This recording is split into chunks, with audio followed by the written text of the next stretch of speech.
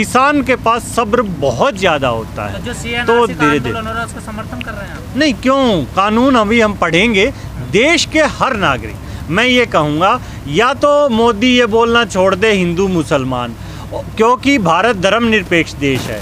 यहाँ पे हिंदू मुस्लिम सिख ईसाई आपस में है भाई भाई। यहाँ सभी नागरिकों का बराबर का हक है। मेरा भी उतना ही हक है, मोदी का भी उतना ही हक है, हमारे भाई ये जो आतिक जी हैं इनका भी उतना ही हक है। सभी का बराबर हक है। और ये हक हम मोदी की कोई जागीर नहीं है, ये हक हमें भारतीय संविधान ने दिया है, भारतीय लोकतांत्रिक व्यवस्था ने दिया है। नहीं, आप उसका समर्थन करते हैं? किसका?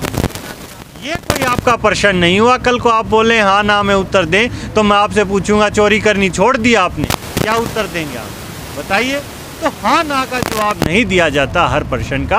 हाँ, लेकिन जो देश के हित में होगा वो हम जरूर करेंगे और हमेशा के लिए करते रहेंगे। किसान की फसल अच्छे MSP पे बिक रही है, अभी देखा होगा आपने, रबी की फसल भी बिकी है और आगे भी बिकेगी। तो ये किसान की सफलताओं का दौर है। चाहे हरियाणा कहें, चाहे पंजाब कहें, चाहे कर्नाटका कहें, चाहे उत्तर प्रदेश कहें, आज किसान की बात सुनी जा रही है। तो ये इस आंदोलन का ही परिणाम है। बाकी मोदी जी कहते हैं, शुरू में जब आए थे 14 में, बोले विकास विकास समय लगेगा, तो 7 महीने हो गए हैं तो अभी विकास को पैदा होने देते हैं, 2 महीने और वेट कर लेते हैं। योगी जी एक तो शहर शहर जा रहे हैं, जायजा ले रहे हैं स्वास्थ्य सेवाओं का, क्या किसानों की आंदोलन का ही असर मान रहे हैं आप? अरे भाई, किसानों के आंदोलन से उनका कोई लेना देना ही नहीं है। अगर किसानों के आंदोलन से भारतीय जनता पार्टी का लेना देना कुछ होता तो अब तक किसानों की मांग मान लेती। कोरोना काल चल रहा है, जो भारतीय जनता पार्टी के प्रधानमंत्री देश के चुने हुए हैं नरेंद्र मोदी, वो तो हवाई यात्रा विदेशों में करते थे, लॉकडाउन लग गया। ऐसे ही एक जहाज़ उत्तर प्रदेश सरकार ने भी खरीद रखा है, वो भी थोड़ा घूम लेंगे। नहीं, बाबा ने किस जहाज़ मिला करते, मुश्किल तो मिले हैं तो बाबा ने लेने दो मौज।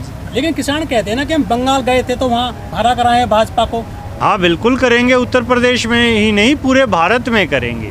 अभी आपने 5 राज्यों के चुनाव देखे, अब आगे 7 राज्यों के चुनाव और आ रहे हैं, उत्तर प्रदेश, उत्तराखंड, पंजाब, गुजरात। तो इन सभी में भारतीय जनता पार्टी का सुपड़ा साफ होगा।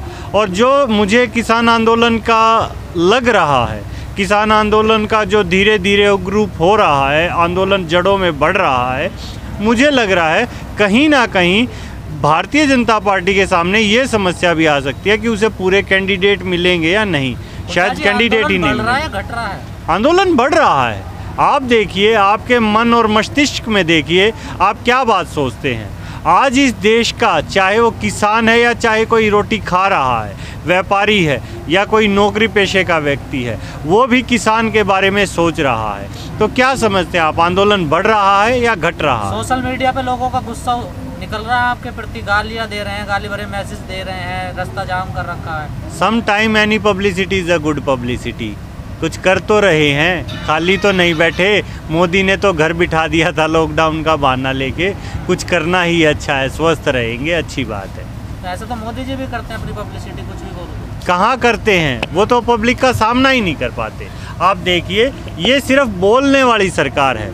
जो बोलता है ये तोता है, तोता बोलता बोलता है, सुनते नहीं हैं। गूंग बहरी है सरकार, अंधी है सरकार। वो सिर्फ बोल पा रही है, ना वो देख पा रही है, ना वो जनता की सुन पा रही है। आपने अभी कहा हुड्डा जी कि MSP पे हमारी फसल बिकी।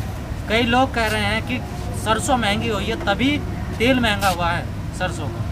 नहीं, हाँ हुआ तो ये प्रमाण आपने बता दिया, काला बाजारी से हुआ। किसान की सरसों तो 5 से 5.5 हज़ार के भाव में बिकी है। उसके बाद सरसों 7 से 8 हज़ार जो गई है वो काला बाजारी से गई है। ये तो मैं शुरू से ही कहता हूँ, किसानों को इतना नुकसान नहीं है जितना आम जनता को नुकसान है। बार बार आप लोग कहते हैं हरियाणा, पंजाब, उत्तर प्रदेश का आंदोलन है। क्यों? शहरों में रहने वाले लोग शायद ये जानते नहीं कि गेहूँ सिर्फ उत्तर भारत में होता है, ठंड के सीज़न में होता है। गेहूं के लिए 4 से 8 डिग्री टेम्परेचर चाहिए और पूरे भारत में 1 से 1.5 लाख करोड़ का गेहूं होता है। और अडानी और इनको 6 लाख करोड़ बैंक का लोन दिया जा चुका है, तो वो तो खरीद लेंगे। किसान से MSP पे 100 रुपये ज़्यादा भी खरीद लेंगे और उसको स्टोर कर देंगे और दोबारा से देश में हालत 60s वाली ले आएंगे। 138 करोड़ जनता को खिलाएंगे क्या आप? लेकिन हुड्डा जी 6 महीने से बॉर्डर पे आप लोग क्या कर रहे हो? हम आंदोलन कर रहे हैं, लड़ाई लड़ रहे हैं। देश के लिए लड़ाई लड़ी जाती है गजेंद्र जी, और लड़ाइयाँ इतिहास रचती हैं, तो हम इतिहास बना रहे हैं यहाँ पर। आज से पहले हमारे पुरखों ने लड़ाइयाँ लड़ी। जब आज़ादी का आंदोलन था उसके दौरान भी आज़ादी के लिए लड़ाई लड़ी। उससे पहले 1907 में जब हुआ था किसानों के लिए, तब भी आंदोलन किया गया। उससे बाद में शहीद भगत सिंह आए, तब भी आंदोलन हुए। आंदोलन चलते रहते हैं, लेकिन ये निरंतर सतत प्रक्रिया है जो देश को और समाज के आगे बढ़ाने के लिए चलती रहती है। हुड्डा जी, और आप कहते हैं कि ये जन आंदोलन है, इसमें जन कहीं नजर नहीं आता, सिर्फ चंद किसान हैं, चाहे कोई सा भी बॉर्डर देख लीजिए। आम आदमी क्यों नहीं जुड़ पा रहा है इस आंदोलन से? कहाँ कमियां रह गई हैं?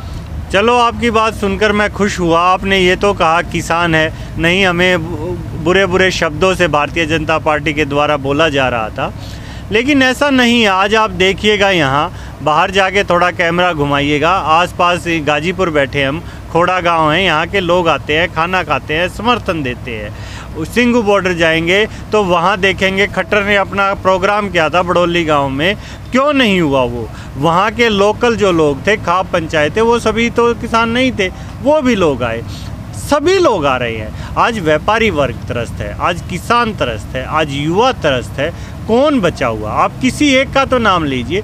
स्वास्थ्य सेवाएं ख़त्म हो चुकी हैं, शिक्षा ख़त्म हो चुकी है, बचेगा क्या? अगर कृषि भी ख़त्म हो गया तो रोटी का संकट आ जाएगा, देश में भुखमरी लाने को तैयार है। और तानाशाह जो होता है, तानाशाह 2 ही चीज़ों का काम करता है, वो भय और भूख का व्यापार करता है। भय जो होता है इन्होंने बना दिया है, दिखा दिखा के 7 साल में इन्होंने भारत पाकिस्तान और हिंदू मुसलमान ये कहते हुए भय उत्पन्न किया।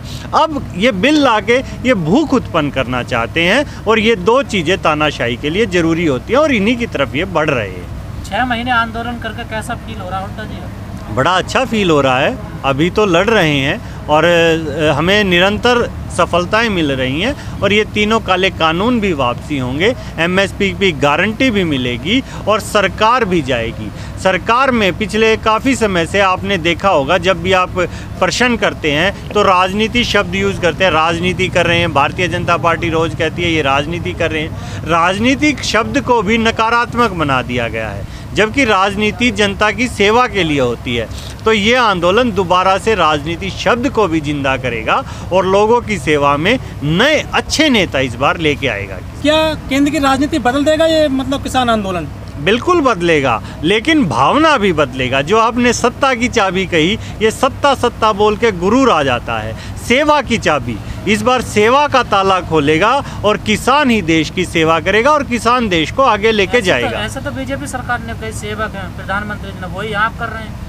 कहाँ की? एक बात तो बता दीजिए। प्रधानमंत्री जी तो सेवा की बता रहे हैं, आप भी कह रहे हैं सेवा करनी है। नहीं, मैं तो सेवा का भाव है। हाँ, मैं आपकी बात मान गया ना, लेकिन आप मेरे से प्रश्न कर रहे हैं, मैं जवाब दे रहा हूँ। उनसे प्रश्न कौन करता है? वो तो अपनी अपनी बोल के चुप हो जाते हैं। आप बोलिए, हम करेंगे। यहाँ क्या ऑक्सीजन के लंगर नहीं लगे? यहाँ खाने के नहीं लगे? या लोगों ने मदद नहीं की?